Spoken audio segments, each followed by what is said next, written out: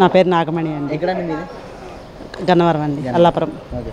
ఎలా అనిపిస్తుంది జగన్ ప్రభుత్వం చూశారు, మహిళలకి సంక్షేమ పథకాలన్నీ అని చెప్పి ఈరోజు ఆయన మాట్లాడుతున్నారు కదా, 5 ఏళ్ళు అయిపోవచ్చింది, ఏం చెప్తారు అసలు? సంక్షేమం, మహిళా సంక్షేమం గురించి చెప్పాలంటే ముఖ్యంగా జగన్కి అసలు ఎటువంటి అర్హత లేదండి. ఎందుకంటే మహిళా సంక్షేమం అంటే ఏంటో అన్నది చంద్రబాబు నాయుడు గారు 1902 నుంచి 92 నుంచి నిరూపించారు.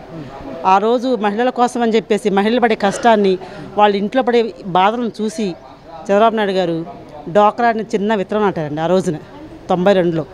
ఆ విత్తనం చూసి అందరూ అన్నారు మహిళలకి ఏదో పట్టం కడతారంట, మరి ఈయన మహిళను ఉద్ధరిస్తారంట అని చెప్పేసి చాలామంది ఎగతాళి చేశారు. ఇవాళ ఆ విత్తనమే మహావృక్షమైంది.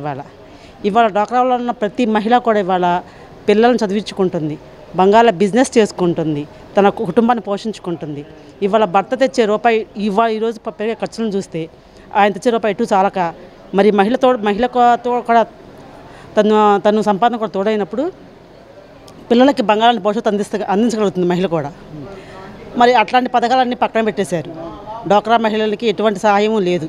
రుణమాఫీ అన్నారు, అదంతా ఉత్త ట్రాష్. రుణమాఫీ అన్నది కనీసం 50% కూడా రుణమాఫీ అవ్వాలి చాలామందికి. అంటే ఈరోజు 0 వడ్డీకి ఇస్తామని చెప్పి మాట్లాడుతున్నారు కదా. అండి 0 వడ్డీ ఇప్పుడు కాదు, బాబు గారు ఉన్నప్పుడు కూడా, చంద్రబాబు గారు ఉన్నప్పుడు కూడా 0 వడ్డీలు పడినాయి. అంతకన్నా ఇంతకన్నా ఎక్కువే పడినాయి 0 వడ్డీలు, రుణమాఫీలు పడినాయి. చంద్రబాబు గారు ఉన్నప్పుడు మరి ప్రత్యేకంగా మహిళల కోసం పెళ్లికానికి ఇచ్చారు.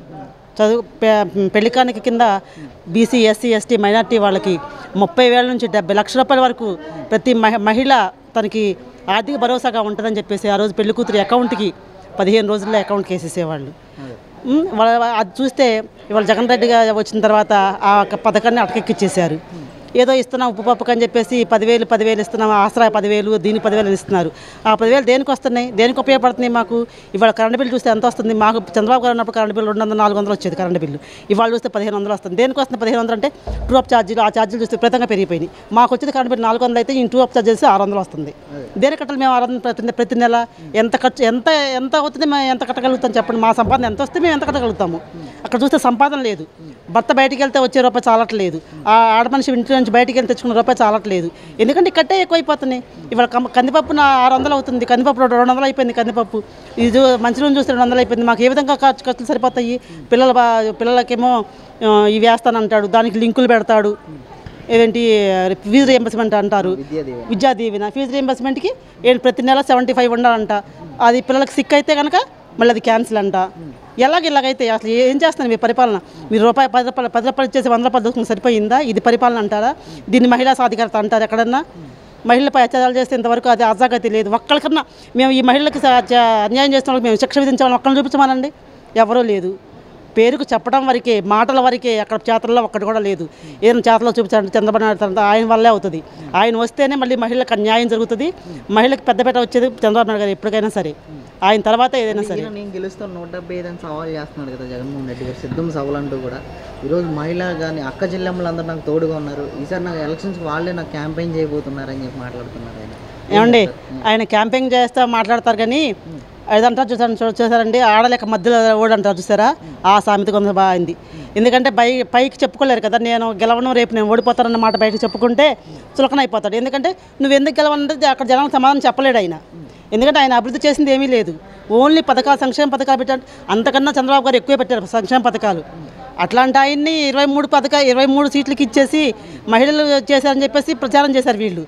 కానీ అక్కడ ఓట్లు మొత్తం ఫ్రాడ్ జరిగిందన్న సంగతి అందరికీ తెలుసు. ఓటు పరంగా అయితే ఎక్కడ తప్పు జరగలేదండి. జరిగింది ఓన్లీ దొంగ ఓట్లతోటి ఆ రోజున గెలిచాడు తప్ప, దొంగ ఓట్లు సృష్టించుకొని మొత్తం చేశారు తప్ప ఆయన మహిళలు కానీ ఎవరు కానీ అన్యాయం చేసింది లేదు. ఈయన దొంగ ఓట్లు వేసుకుని నాకు మహిళగా వేస్తారంటే రేపొద్దున ఖచ్చితంగా ఈ మహిళలే ఆయనకి సమాధానం చెప్తారండి.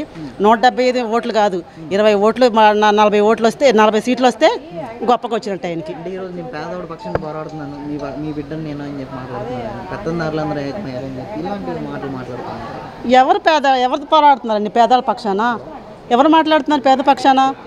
ఏంటి ఆయన చేసేది ఏంటి? పేదలకు ఇవ్వటం ఏంటి? 200 కేజీ పప్పు 200 రూపాయలు పెడితే అది పేదల పక్షం మాట్లాడినట్ట? కేజీ నూనె 200 చేసి నువ్వు పేదల పక్షాన ఉన్నట్ట? నువ్వు మరి చింతపండు చూస్తేనేమో 400 రూపాయలు చింతపండు వెళ్ళిపోయింది. మరి కరెంట్ బిల్లు చూస్తే 1500. ఏమి ఒక్క బల్బు ఒక ఫ్యాన్ ఉన్నవాడికి 1000 రూపాయలు కరెంట్ బిల్లు ఎట్లా వస్తుంది? అది ఎలాగా? అది నువ్వు పేదల పక్షం పాటిస్తున్నట్ట? నువ్వు ఏం చర్యలు తీసుకుంటున్నావు వాళ్ళ మీద? ఎందుకు మరి పేదల పక్షం? ఇదేం పేదల పక్షము అంటే నెలకి సంవత్సరానికి 10,000 ఇచ్చేస్తే మేము పేదల పక్షం మేము మాట్లాడుతున్నట్టే. ఆయన పెత్తందారు అంటాడు. ఈయన పేదల పక్షం మాట్లాడేవాడు ఇంట్లో బయటకు వస్తానికి పరదా ఎందుకు కడుచుకొస్తున్నారు బయట? నువ్వు పేదల మనిషివే కదా, నువ్వు వచ్చేది మనుషులకే కదా వచ్చేది, జనాల్లోకే కదా వచ్చేది. వచ్చినప్పుడు అటుపక్క ఇటుపక్క పరదాలు ఎందుకు? నీకు అంత సెక్యూరిటీ ఎందుకు? నీకు అంత భయం ఎందుకు? ఎక్కడికి వస్తే అక్కడ చెట్లు కొట్టేస్తావు, చెట్లు ఎక్కడ చూసిన పర్యావరణం నాశనం చేస్తున్నావు. నీకు అంత నీకు పేదల పక్షాన్ని ఉండే మనిషివే కదా నువ్వు. నీకు జనాల్లో నీకు అండున్నప్పుడు నీకు అంత భయం ఎందుకు? చెట్లు కొట్టేసి నువ్వు దాక్కుని రావాల్సిన అవసరం ఏముంది? ఇక్కడ తెనాలికి తాడేపల్లి గుడికి ఎంత దూరం ఉందండి? తాడేపల్లి గుడికి నువ్వు ఫ్లైట్లో హెలికాప్టర్లో వస్తావా? నువ్వు కనీసం రోడ్డు మీద ఉన్నట్టయితే, నువ్వు రోడ్డు మీద వచ్చేటైతే కనీసం రోడ్లను తెలిసే బాగుపడే కదా. సీఎం గారు వస్తున్నారని చెప్పేసి రోడ్లన్నా బాగు చేసేవాళ్ళు కదా. అది లేదు. ఇట్లా చేసి ఇది పేదల పక్షాన్ని పరిపాలన ఎట్లా అంటారండి? ఆయన చెప్పుకుని సరిపోతుందా?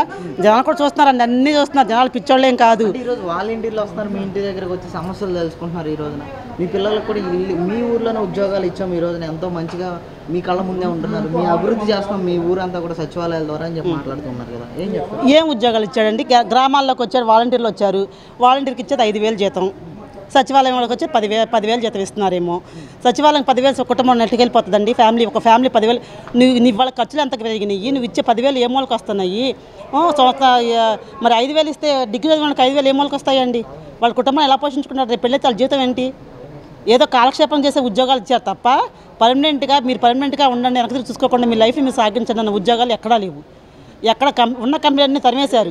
ఇవాళ హెచ్సిఎల్ లాంటి కంపెనీలు, గన్నవరంలో ఉన్న హెచ్సిఎల్ లాంటి కంపెనీలు తెచ్చినట్టయితే ఇవాళ యువతకి ఎక్కడికో దూరం వెళ్ళి ఇవాళ పిల్లలు హైదరాబాదు, బెంగళూరు, మెడ్రాసు, పూణే, ఢిల్లీ, బొంబాయి అలా స్థిరపడిపోతున్నారు. ఎక్కడ వెళ్ళిపోతున్నారు మన రాష్ట్రాన్ని వదిలేసి. ఇవాళ నువ్వు కంపెనీలు ఉన్నట్టయితే ఖచ్చితంగా పిల్లలు అంత దూరం వెళ్ళాల్సి వచ్చేది కాదు. తల్లిదండ్రులు ఒక చోట, పిల్లలు ఒక చోట ఎదురు చూస్తూ ఉండాల్సి వచ్చేది కాదు. మరి ఇవాళ ఇంత చేస్తా కూడా ఇంకా నేను ఉద్యోగాలు ఇస్తున్నానంటే జనాలు ఎట్లా నమ్ముతారండి? ఉన్న కంపెనీని తీసేస్తే వీరపనేనిగూడెంలో 140 కంపెనీలకి 50 కంపెనీలు ఉన్నాయి. మొత్తం కంపెనీలన్నీ వెనక్కి వెళ్ళిపోయినాయి ఈ దెబ్బకి.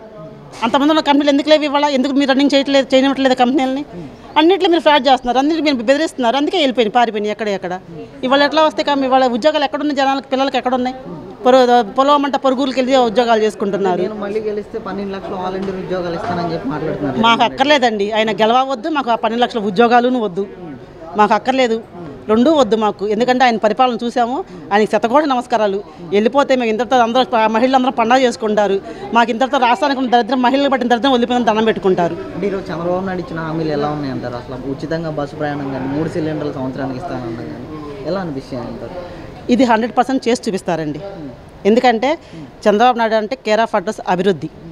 ఆయన అభివృద్ధి చేసి అభివృద్ధిలో నుంచి సంక్షేమాన్ని ఇస్తారు. అంతేగాని సంక్షేమం ఒక వంక పెట్టుకొని నేను సంక్షేమం చేస్తాను, అభివృద్ధి చేయనున్న వ్యక్తి కాదు. ముందు తరాల భవిష్యత్తు, పిల్లల భవిష్యత్తు కూడా ముందు తరం 50 ఏళ్ల భవిష్యత్తు కూడా చూసి, ముందు తరం చూసి అభివృద్ధి సృష్టిస్తూ అభివృద్ధిలో నుంచి సంక్షేమాన్ని పుట్టిస్తారు. అందుకని ఈ సంక్షేమం ఇప్పుడు బాబు గారు ఇచ్చిన ప్రతి పథకాన్ని కూడా ఖచ్చితంగా 200% నెరవేరుస్తారు. అందులో అనుమానం లేదు. మాకు ఆ నమ్మకం ఖచ్చితంగా ఉందండి. అంటే ఎలా ఉండబోతుందంటారు ఎన్నికలు అనేవి? ఈసారి 2 పార్టీలు కలిసాయి. ఇక్కడ ఒక పక్క షర్మిలా గారు రాబోతున్నారు, మరోపక్క ఈసారి ఎలా ఉంటుంది అంటారు? షర్మిలా గారు వచ్చినా ఎవరు వచ్చినా ఇప్పుడు జనసేన టీడీపీ కలిసిందండి. అది ఒకటి శుభదాయకం, అందరికీ కూడా ఆమోదయోగ్యంగానే ఉన్నది అది.